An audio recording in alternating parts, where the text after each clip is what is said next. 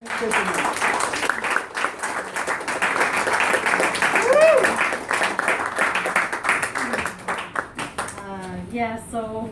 thank you, Billy. Thank you, everyone, for being here and for coming to support this film and to support the production of this film.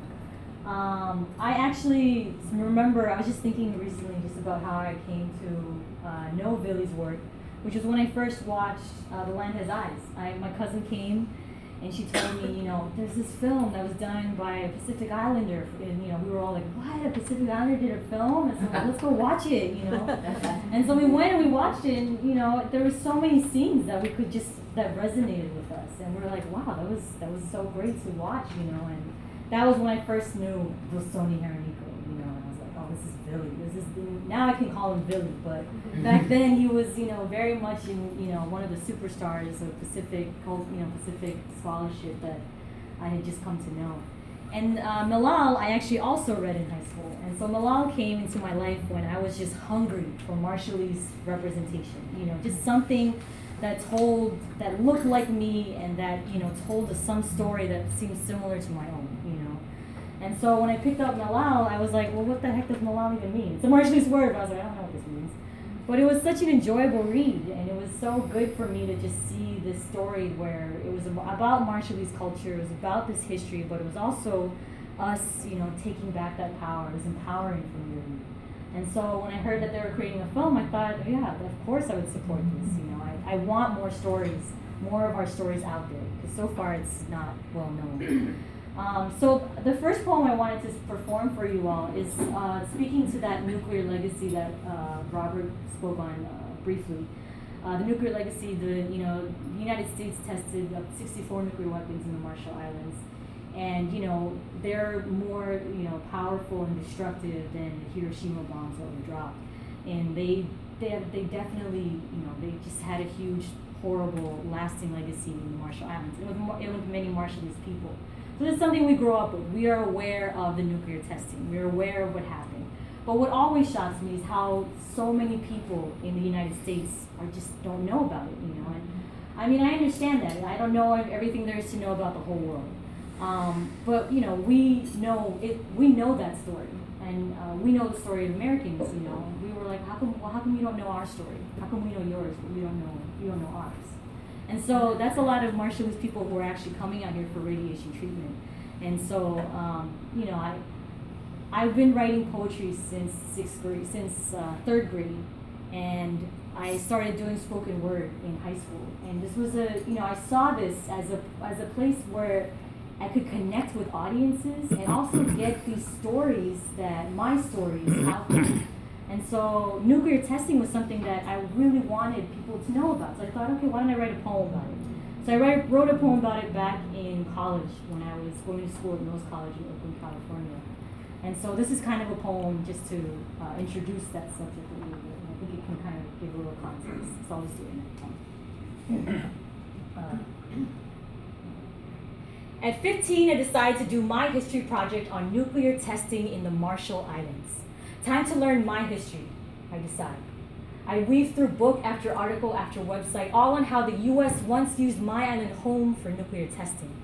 I sift through political jargon, tables of nuclear weapons with names like Operation Bravo, Crossroads, and Ivy. Quotes from generals like, 90,000 people are out there. Who cares? I'm not mad at all. Really, I already knew all of this. I glanced at a photograph of a boy, peeled skin, arms, legs suspended, a puppet, next to a lab coat lost in his clipboard. I read first-hand accounts of what we call jelly babies, tiny beings with no bones, skin red tomatoes. The miscarriage is gone unspoken, the broken translations. I never told my husband. I thought it was my fault. I thought there must be something wrong inside me. I flipped through snapshots of American Marines and nurses branded white with bloated grins, sucking beers and tossing beach balls along our shores. And my islander ancestors, cross-legged before a general, listening to his fairy tale about how it's for the good of mankind. To hand over our islands. Let them blast radioactive energy into our lazy-limbed coconut trees. our sagging breadfruit trees, our busy fishes that sparkle like new sun, into our coral reefs brilliant as an aurora borealis woven beneath a glassy sea. God will thank you, they told us. Yeah, as if God himself ordained those powdered flakes to drift onto our skin, our hair, our eyes, to seep into our bones. We mistook radioactive fallout for snow. God will thank you, they told us. As if God's just been waiting for my people to vomit all of humanity's sins onto impeccable white shores, gleaming like the cross burned into our open, scarred palms. At one point in my research, I stumbled along a photograph of goats tied to American ships, bored and munching on tubs of grass. At the bottom, a caption read, "Goats and pigs were left on naval ships as test subjects." Thousands of letters flew in from America protesting animal abuse.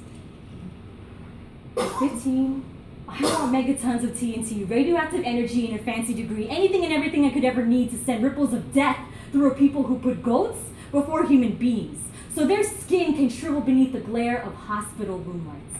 3 generations later, as they watch their mother, their auntie, their cousin's life drip across that same black screen, knots of knuckles tied to steel beds, cold and absent of any breath. But I'm only 15. So I finished my project. Graph my people's death by cancer and canned food diabetes on flowcharts in 3D. Glue stick my ancestors' voice onto a poster board I bought from Office Max. Staple tables screaming the millions of dollars they stuffed into our mouths generation after generation after generation. And at the top, I spray painted in bold stenciled yellow, "For the good of mankind," and entered it into a school district-wide competition called History Day. My parents were proud, and so was my teacher. And when the 3 balding white judges finally came around to my project, one of them looked at it and said, "Yeah, but it wasn't really for the good of mankind, though, was it?" And I lost. Thank you.